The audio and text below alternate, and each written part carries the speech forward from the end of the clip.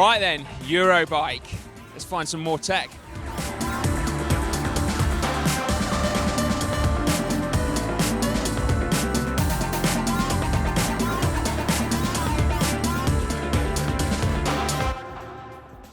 Now, how cool is this for top secret tech? We've been ushered up onto the roof of Maverick's booth because they have a genuinely really cool invention. Come and have a look at this.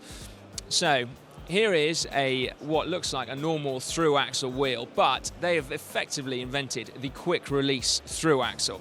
So, all you have to do is unscrew it as normal, but then the fork, one side of the fork, has an opening on it, so the wheel will drop out and the thru-axle actually stays in place, unlike a normal thru-axle that you then have to find something to do with.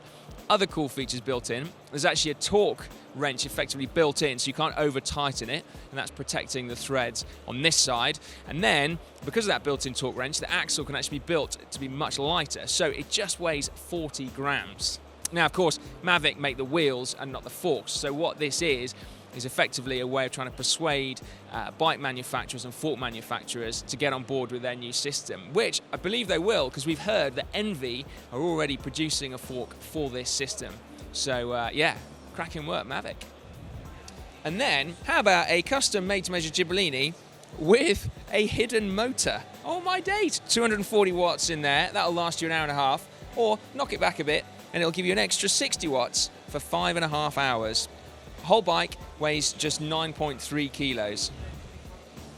Loads and loads of exciting new products here at Zipp, but pick of the bunch for me is this one, which is the new 303 disc, okay? And this is really making the most of the fact that you don't need a brake track anymore. So Zipp's signature dimples extend right down to the edge of the rim. The rim profile is also bulges out slightly more because there's no brake track. And then, what's really cool, I think, is they've made this one tubeless compatible as well. So that is pretty cool. But then if we come over here, this is pretty bonkers. So have a look at this disc wheel.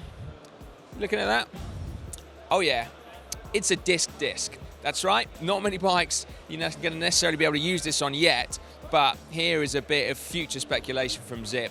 A disc wheel with a disc brake. It's the future. Now this is a product I can definitely get behind. Cycle wash. No idea how it's going to work yet. We have no bike, but I'm going to take one for the team. Whoa. Ooh, that's kind of cool. Apparently it takes 3 minutes to wash a bike. I can only do it in 5, so cycle wash wins.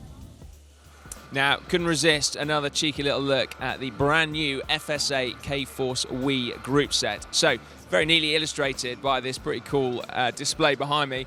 We've got, obviously, wireless shifting, and then you can see that the two derailleurs are connected by a wire and then linked up to that battery up there. Now, if you want more information on this, Dan actually had a really comprehensive first look and also a first ride, so make sure you check those 2 videos out.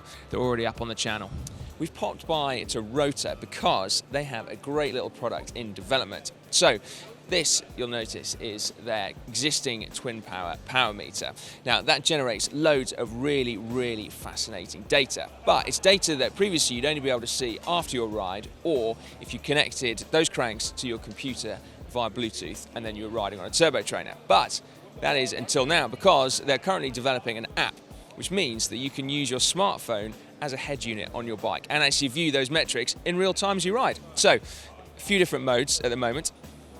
This one you'll see has got power, cadence, balance, torque effectiveness, pedal smoothness, graphs galore, seriously cool stuff. And so then this perhaps is the more in-depth analysis where it tells you, again, various different things, but the Oka number is particularly important to Rotor because the numbers that it will generate will tell you how you set up your Q rings for maximum effectiveness.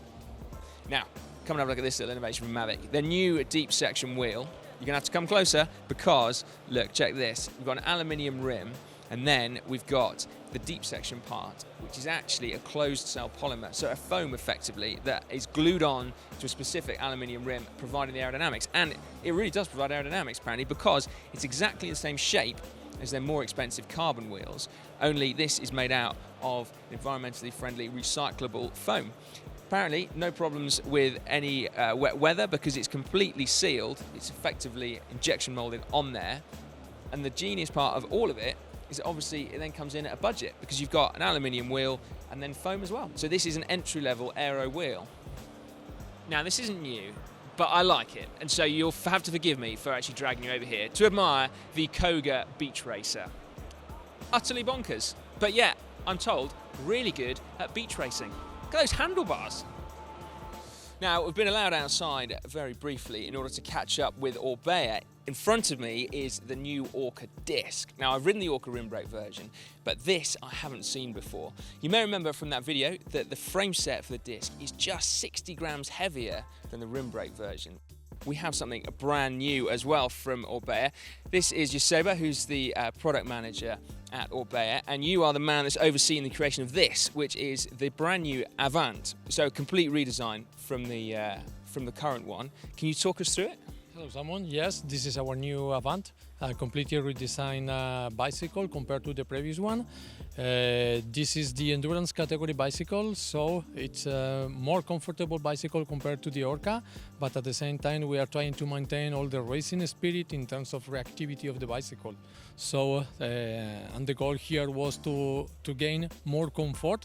So typically in endurance bicycles, some people is concerned about the aesthetic of the head tube high because they are really big, trying to have a high stack on the bicycle.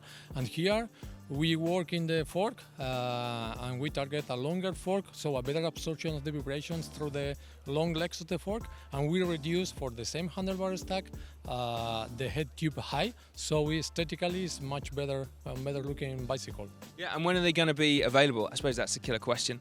This bike is going to be available from October, so it's a good bike and immediately available for consumers. Nice. Well, that is some super exciting new tech here at Eurobike. Now, if you want to see more from Eurobike, then if you click just up there, you get through to our Eurobike playlist, or click down there and you get through to our tech playlist, where all of GCN's tech videos are in one handy spot. And do make sure you subscribe to GCN as well before leaving this video. To do that, just click on the globe.